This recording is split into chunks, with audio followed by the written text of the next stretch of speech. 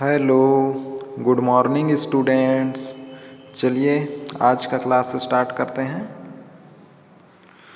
तो पिछले क्लास अर्थात पिछले वीडियो में हम लोगों ने अध्याय 10 बहुभुज स्टार्ट कर लिए थे, जिसमें हम लोगों ने बहुभुज क्या होता है और बहुभुज के प्रकारों के बारे में पढ़ा। तो चलिए फिर से आज एक बार रिवाइज कर लेते हैं कि बहुभुज क्या होता है। तो आइए देखते हैं। तो यहाँ पर दिया गया है ये आकृतियाँ, ये सब क्या है, बहुभुज है। तो ऐसी आकृति जो 3 या 3 से अधिक भुजाओं से घिरी हुई बंद आकृति हो, बहुभुज कहलाती है। जैसे ये त्रिभुज है तो ये 3 भुजाओं से घिरी बंद आकृति है। तो बहुभुज क्या होता है, 3 या 3 से अधिक भुजाओं से घिरी हुई बंद आकृति को बहुभुज कहते हैं। तो ये पहला देख रहे होंगे कि ये त्रिभुज है, तो यह एक बहुभुज है। उसी तरीके से यहाँ पर देख रहे होंगे कि ये एक चतुर्भुज है, तो इसमें 4 भुजाएं हैं, तो यह भी क्या है, बहुभुज है। उसी तरीके से ये 5 भुजा है, इसमें 1 2 3 4 5, तो 5 भुजाएं हैं, तो ये भी बहुभुज है। उसी तरीके से इधर भी दिया है बहुभुज। तो बहुभुज समझ गए क्या होता है। तो यहाँ पर उसका परिभाषा दिया है, तो ये भी याद रखेंगे आप लोग। 3 या 3 से अधिक भुजाओं से बनी बंद आकृति को बहुभुज कहते हैं। जैसे कि मैं अभी पहले आप लोगों को बताया, जैसे त्रिभुज, चतुर्भुज, पंचभुज, षटभुज, ये सब क्या है, बहुभुज। तो बहुभुज क्या होता है, 3 या 3 से अधिक भुजाओं से बनी बंद आकृति को बहुभुज कहते हैं। तो ये याद रखेंगे। और यहाँ पर और दिया गया है, जैसे ये त्रिभुज है, चतुर्भुज है, पंचभुज है, षटभुज है, तो यह भी क्या है, बहुभुज है। तो ये था बहुभुज, समझ गए होंगे बहुभुज क्या होता है। तो आइए अब देखते हैं आगे। तो आगे यहाँ पर और ये आकृति दिया है, तो ये भी बहुभुज है। तो ये देख लेंगे आप लोग। तो आइए देखते हैं अब आगे। तो बहुभुज के आगे है प्रकार। तो बहुभुज यहाँ पर ये देखेंगे बहुभुज के प्रकार को। तो बहुभुज कितने, 2 प्रकार के बहुभुज प्राप्त होते हैं। तो पहला जो है बहुभुज के प्रकार है उत्तल बहुभुज, और दूसरा जो है अवतल बहुभुज। तो पहले देखते हैं उत्तल बहुभुज को। तो उत्तल बहुभुज क्या होता है, ये देखते हैं। तो ऐसे बहुभुज जिनके सभी शीर्ष बाहर उभरे हुए हों और प्रत्येक अंतःकोण 180 डिग्री से कम हो, उत्तल बहुभुज कहलाते हैं। तो उत्तल बहुभुज क्या होता है, ऐसे बहुभुज जिनके सभी शीर्ष बाहर उभरे हुए हों और प्रत्येक कोण 180 से कम हो, उत्तल बहुभुज कहलाते हैं। जैसे यहाँ पर देख रहे होंगे कि यह एक चतुर्भुज है, ABCD एक चतुर्भुज है, जो 4 भुजाओं से घिरी बंद आकृति है, तो यह बहुभुज है। तो उत्तल बहुभुज के लिए क्या बोला गया है, सभी शीर्ष बाहर की ओर हों, यानी कि जहाँ पर 2 भुजाएं जिस बिंदु पर मिलते हैं उसे शीर्ष कहते हैं। जैसे 2 भुजा AB और AD कहाँ पर मिले हैं, A पर, तो A क्या हो गया, शीर्ष हो गया। उसी तरीके से BCD, तो ये शीर्ष है। ये सब कहाँ होना चाहिए, बाहर की ओर होना चाहिए, यानी कि शीर्ष बाहर की ओर उभरे हुए हों।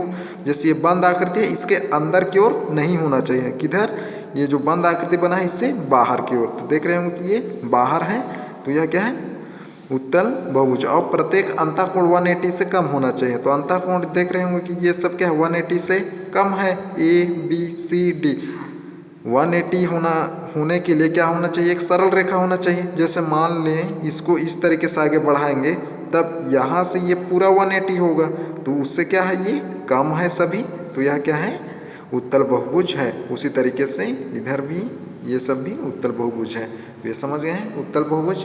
आइए अब देखते हैं आगे अवतल बहुभुज को। दूसरा है अवतल बहुभुज। तो अवतल बहुभुज ऐसा बहुभुज जिसका कम से कम एक शीर्ष अंदर की ओर, तो कम से कम कितना, एक शीर्ष अंदर की ओर धंसा हुआ हो, यानी कि बंद आकृति है उसके अंदर की तरफ होना चाहिए शीर्ष, और कम से कम एक अंतःकोण 180 से अधिक हो, अवतल बहुभुज कहलाता है। जैसे यहाँ पर देख रहे होंगे एक आकृति है ABCD, तो यहाँ पर 4 भुजा है, तो 4 भुजाओं से बंद आकृति है, तो यह क्या है, बहुभुज है। लेकिन अब अवतल बहुभुज होने के लिए क्या होना चाहिए, एक शीर्ष अंदर की ओर, जो बंद आकृति है उसके अंदर की ओर उभरा हुआ होना चाहिए। तो यहाँ पर देख रहे होंगे कि इसमें ए, बी और सी, ये तीन का शीर्ष किधर है, बाहर की तरफ है, ये बंद आकृति की, और एक जो शीर्ष डी है वो किधर उभरा है, अंदर की ओर है, ये अंदर की ओर है, देख रहे होंगे। तो इसलिए यह क्या हो जाएगा, अवतल बहुभुज होगा। और एक कोण, एक जो अंतः कोण 180 से अधिक होना चाहिए। तो ये देख रहे होंगे कि ये 180 से ज़्यादा है और बाकी क्या है, कम है। तो इसलिए ये क्या हो जाएगा, अवतल बहुभुज। उसी तरीके से ये भी यहाँ पर देख रहे होंगे, ये अंदर की तरफ है शीर्ष, और ये जो कोण है 180 से ज़्यादा है। 180 होने के लिए क्या होना चाहिए, ये ऐसा सीधा होना चाहिए, या तो ये ऐसा सीधा, तब 180 होगा। तो ये 180 से क्या है, ज़्यादा है। तो ये अवतल बहुभुज है। उसी तरीके से यहाँ पर ये भी अवतल बहुभुज है। तो ये समझ गए होंगे ये उत्तल बहुभुज और अवतल बहुभुज क्या होता है। तो आइए देखते हैं अब आगे। तो यहाँ पर कुछ आकृति दिया गया है, तो ये सब आप लोग पहचान लेंगे कि उत्तल बहुभुज है या अवतल बहुभुज है। वैसे ये सब को हम लोग पिछले वीडियो में पढ़ चुके हैं, फिर से एक बार रिवीजन कर ले रहे हैं। तो आइए देखते हैं अब आगे। तो ये सब पढ़ लेंगे आप लोग। तो आगे है सारणी नंबर 10.3। तो इसमें देख रहे हैं क्रमांक, बहुभुज के नाम, बहुभुज में भुजाओं की संख्या, बहुभुज में बनने वाले कुल त्रिभुज की संख्या, बहुभुज के आंतरिक कोणों का योग, त्रिभुज की संख्या इज इक्वल टू 1 मल्टीप्लाई 180 होता है, और अंतः कोण का योग ये होता है। तो जैसे यहाँ पर देख रहे होंगे चतुर्भुज है, बहुभुज का नाम क्या है, चतुर्भुज है। तो चतुर्भुज है तो भुजाओं की संख्या कितनी होगी, 4 होगी। तो बहुभुज में बनने वाले कुल त्रिभुजों की संख्या इज इक्वल टू 2। तो यहाँ पर 2 होगा या 4 माइनस 2 होगा। तो ये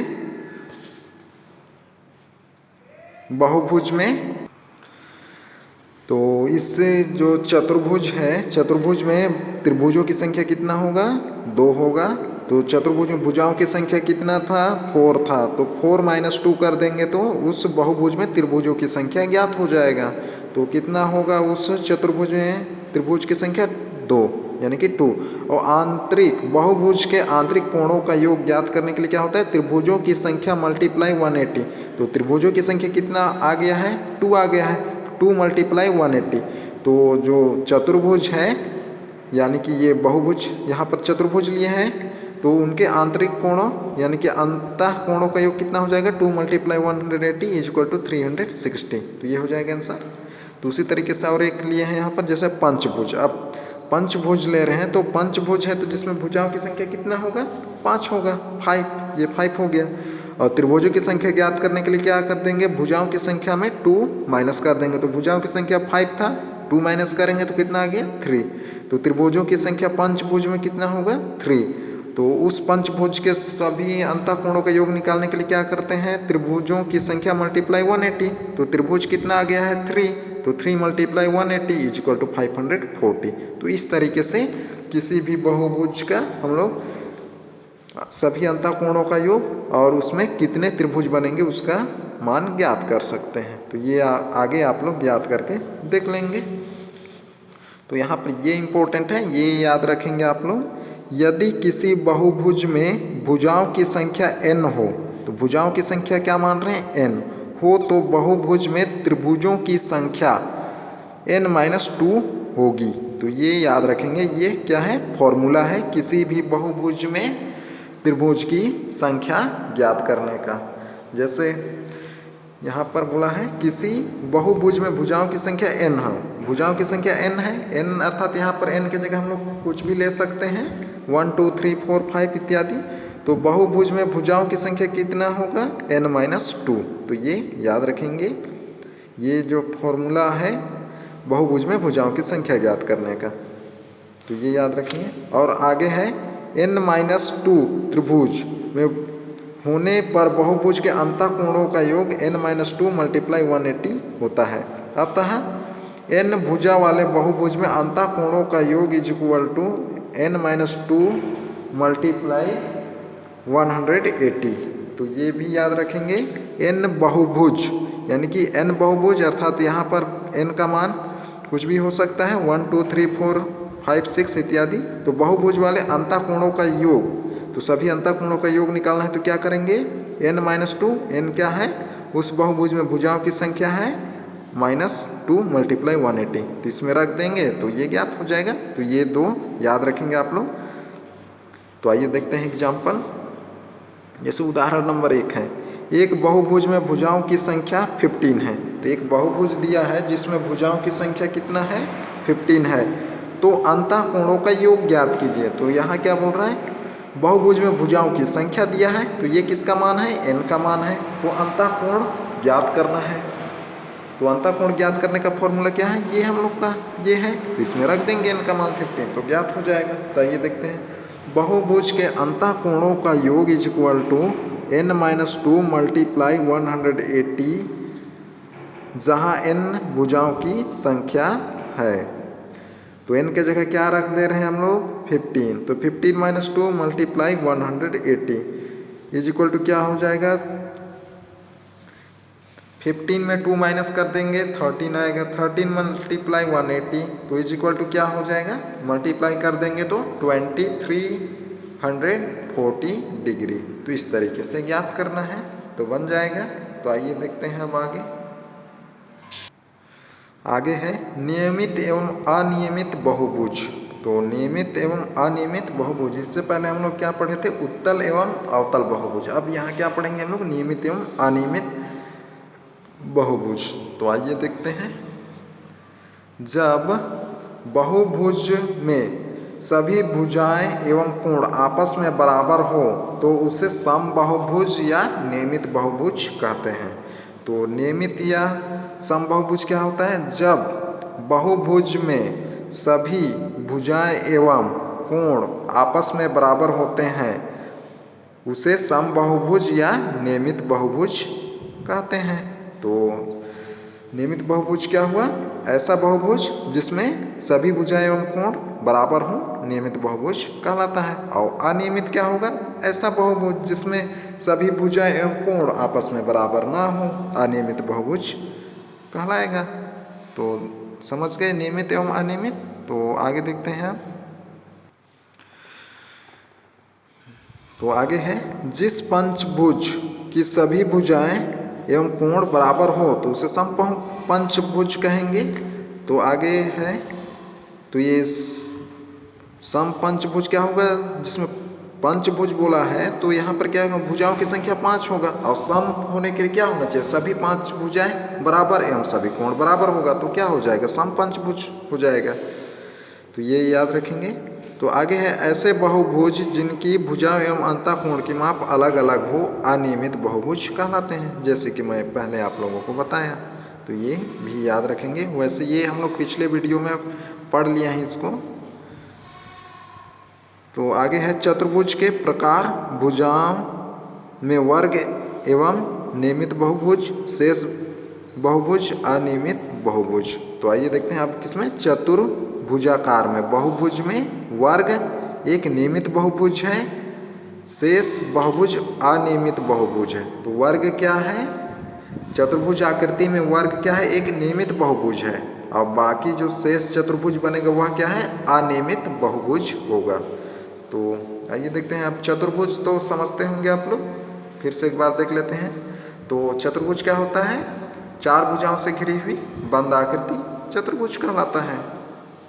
जैसे यहाँ पर दिया गया है क्रियाकलाप 5 में उदाहरण चतुर्भुज का, जैसे ABCD। तो क्या है, ये 4 भुजाओं से घिरी बंद आकृति है, तो यह क्या है, चतुर्भुज है। उसी तरीके से यहाँ पर PQRS, तो यह भी क्या है, चतुर्भुज है। और आगे भी इस तरीके से दिया गया है, तो ये सब क्या है, चतुर्भुज है। तो आगे है समांतर चतुर्भुज के बारे में यहाँ पर दिया है। तो आगे देखते हैं समांतर चतुर्भुज। जैसे ये क्या है, ये समांतर चतुर्भुज है। तो समांतर चतुर्भुज में क्या होता है, 4 भुजाओं से तो घिरी बंद आकृति रहेगा, लेकिन उनकी जो भुजाएं हैं वो इस तरीके से झुके रहते हैं। इस तरीके से ये झुका हुआ है, और यहाँ पर क्या है, सीधा सीधा है। तो ये देख रहे होंगे कि यहाँ पर ये नहीं झुका है, सीधा है, लंबवत है, और यहाँ पर थोड़ा इस तरीके से तिरछा है। तो ये समांतर चतुर्भुज है। तो समांतर चतुर्भुज में भी क्या होता है, सम्मुख भुजा बराबर होता है। जैसे ये PQ P Q R S समांतर चतुर्भुज है तो पी क्यू का सम्मुख कौन होगा, ये आर एस होगा। उसी तरीके से पी एस का सम्मुख ये क्यू आर होगा। तो ये बस इतना ही अंतर रहता है ये वर्ग और समांतर चतुर्भुज में। तो ये वर्ग है और ये आयत है। तो आयत में क्या होता है, सभी भुजाएं बराबर नहीं होता है, और समांतर चतुर्भुज में भी सभी भुजाएं बराबर नहीं होता है। क्या होता है, सम्मुख भुजा बराबर होता है, लेकिन आयत में क्या होता है, प्रत्येक कोण 90 डिग्री होता है। ये देख रहे होंगे 90, लेकिन समांतर चतुर्भुज में प्रत्येक 90 नहीं होता है। तो बस यही अंतर है इसमें। और ये भुजा जो है इस तरीके से झुके रहते हैं। तो ये है। और वर्ग में क्या होता है, वर्ग में सभी भुजा बराबर रहेगा और सभी कोण भी बराबर होता है। तो ये वर्ग है EFGH। तो ये पहचान लेंगे आयत, वर्ग और समांतर चतुर्भुज। तो ये यहाँ पर बताए गए, तो ये एक बार देख लेंगे। समांतर चतुर्भुज की सम्मुख भुजाएं व सम्मुख कोण आपस की माप आपस में बराबर होती हैं। तो ये याद रखेंगे, समांतर चतुर्भुज की सम्मुख भुजाएं व सम्मुख कोण आपस में बराबर होती हैं। और आयत में भी सम्मुख भुजा एवं सम्मुख कोण बराबर होता है और प्रत्येक कोण 90 डिग्री होता है आयत में, और समांतर में प्रत्येक कोण 90 नहीं होता है। और वर्ग में सभी भुजाएं बराबर होता है और प्रत्येक कोण 90 डिग्री होता है। तो ये समझ गए आयत, वर्ग और समांतर चतुर्भुज। तो यहाँ पर ये आकृति भी दिया गया है, ये आयत है, ये समांतर चतुर्भुज है और ये वर्ग है। तो आगे देखते हैं अब अभ्यास 1। तो अभ्यास 1 है, अभ्यास 1 में दिया गया है उदाहरण नंबर 3। तो उदाहरण नंबर 3 है ABCD एक समांतर चतुर्भुज है जिसमें कोण C 75 डिग्री है, तो शेष कोण ज्ञात कीजिए। तो यहाँ पर ABCD क्या है, एक समांतर चतुर्भुज है जिसमें कोण C का मान 75 डिग्री है, तो शेष कोण को ज्ञात कीजिए। तो यहाँ पर क्या है, एक समांतर चतुर्भुज इस तरीके से बना लेंगे ABCD, ये समांतर चतुर्भुज है। समांतर चतुर्भुज में भुजाएं इस तरीके से, दो भुजाएं आपस में झुकी हुई होना चाहिए, ऐसा सीधा ऐसा नहीं रहना चाहिए। तो ये ध्यान रखेंगे।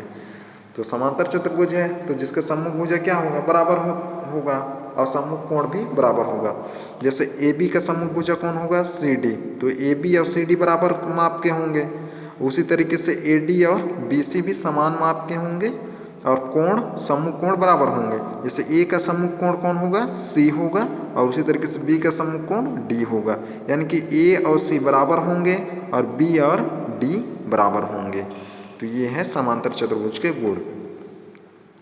तो यहाँ दिया है कोण C = 75 ये दिया था, तो ये C का मान 75 है, तो इसलिए कोण A = क्या होगा, 75 होगा ये, क्योंकि C का सम्मुख कौन है, A है, या A का सम्मुख C है, तो इसलिए ये दोनों क्या होंगे, बराबर होंगे। तो यानी कि कोण C = 75 और कोण A = 75। तो ये दो कोण पता हो गया। अब हम लोग को क्या ज्ञात करना है, B और D का मान ज्ञात करना है, और B और D भी क्या होंगे, बराबर होंगे। अब चूंकि कोण A प्लस कोण C प्लस कोण B प्लस कोण D = 360, क्योंकि समांतर चतुर्भुज के चारों कोणों का योग या चतुर्भुज के चारों अंतः कोणों का योग क्या होता है, 360 डिग्री होता है। तो इसलिए क्या रख दिए हम लोग, इन चारों कोणों का योग, यानी कि कोण A प्लस कोण C, यानी कि ये बराबर हैं, इसलिए ऐसा रखें हैं, A और C को एक जगह रखें। फिर B और D प्लस B और D = 360। तो कोण A और कोण C का मान पता है, तो इसको ये रख दिए। तो इसको यहाँ पर ऐसा भी लिख सकते हैं आप लोग, कोण A प्लस कोण B प्लस कोण C प्लस कोण D = 360, ऐसा भी लिख सकते हैं। फिर यहाँ पर ये व्यवस्थित कर दिए, और C का मान पता था इसलिए एक जगह लिख दिए और मान यहाँ रख दिए हैं B और D। तो ये हो गया, इन दोनों को प्लस कर दिए तो 150 हो गया, और कोण B प्लस कोण D = 360। अब ये दोनों भी क्या है, बराबर हैं, तो B के जगह हम D भी रख सकते हैं या D के जगह B, यानी कि बराबर है इसलिए। तो आइए देखते हैं आगे। तो आगे पक्षांतर कर दिए 150 को, तो क्या हो जाएगा, 360 में माइनस हो जाएगा ये। तो कोण B प्लस कोण D = माइनस कर दिए 210। अब कोण B प्लस कोण B = 210, चूँकि ये इस यहाँ पर चूँकि कोण D = कोण B, क्योंकि D और B क्या है, सम्मुख कोण है, तो बराबर होंगे, तो हम लोग D के जगह क्या रख दिए, B रख दिए इस D के जगह। तो ये हो जाएगा, तो कोण B प्लस कोण B 2 कोण B होगा, 2 कोण B इक्वल टू 210 होगा। अब 2 को पक्षांतर कर दिए तो 210 के नीचे आ जाएगा, डिवाइड कर दिए, कोण B का मान 105, ये हो गया।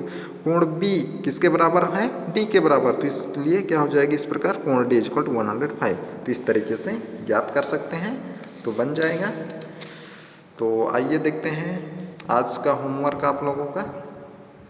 तो होमवर्क में रहेगा आप लोगों का, बहुभुज को परिभाषित कीजिए और बहुभुज के प्रकार को लिखिए और परिभाषित कीजिए। यानी कि बहुभुज की परिभाषा लिखेंगे और बहुभुज के जो 2 प्रकार पढ़े थे हम लोग, उत्तल बहुभुज और अवतल बहुभुज, तो इन तीनों को परिभाषित करेंगे। पहला बहुभुज और उनके प्रकार कौन कौन थे, उत्तल बहुभुज और अवतल बहुभुज, तो इन दोनों का परिभाषा और आकृति बनाएंगे। तो यही होमवर्क में रहेगा आप लोगों का। तो आज का क्लास यही तक, अगले क्लास में फिर मिलते हैं। Okay, bye.